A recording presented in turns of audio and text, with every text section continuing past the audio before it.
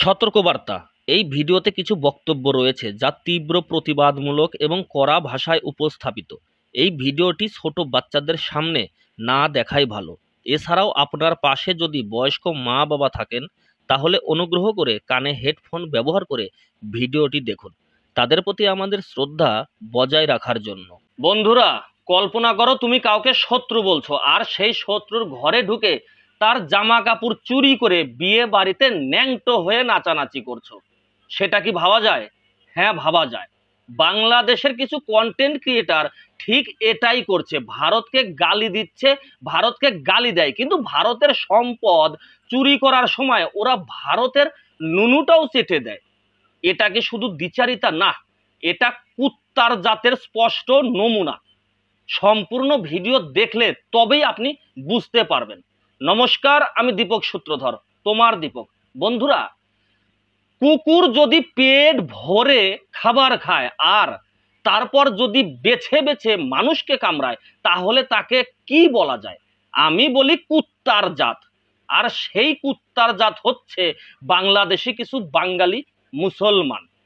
তাদের ভাষায় ভারত হলো মহাশত্রু, কিন্তু তাদের বিয়ে বাড়িতে ডিজেতে চলে হিন্দি গান, রিলসে হিন্দি গান, মদ খেয়ে হিন্দি গানের তালে তালে ন্যাংটো নাচ, অথচ মুখে ভারতকে গালি। ভারত নাকি কাপুরুষ, ভারত যুদ্ধের আগেই পালিয়ে যায়। হ্যাঁ, কুত্তার জাত তো কুত্তার জাতই থাকবে।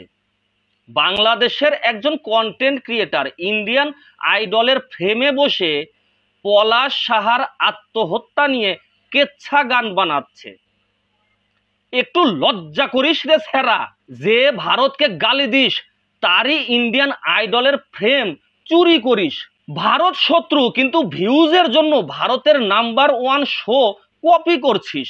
শুয়োরের বাচ্চা, কুত্তার বাচ্চা, তোদের লজ্জা শরম কি পাকিস্তানে রেখে এসেছিস? ভারতের মুখে থুতু, কিন্তু ভারতের রিয়েলিটি শোয়ের ছায়ায় টাকা কামানো, লাইক কমেন্ট চাওয়া, এটাই তোদের নির্লজ্জতা, এটাই তোদের মজ্জাগত কৃতঘ্নতা। তাই আমি বলি, 100 কুইন্টাল ঘি দিলেও কুত্তার লেজ সোজা হয় না। যেমন সোজা হয় না এই নোংরা বাংলাদেশের ওই সব ভণ্ড গালিগালাজ করা অথচ ভারতের ভালো জিনিস চুরি করা কন্টেন্ট চোরেদের মগজ।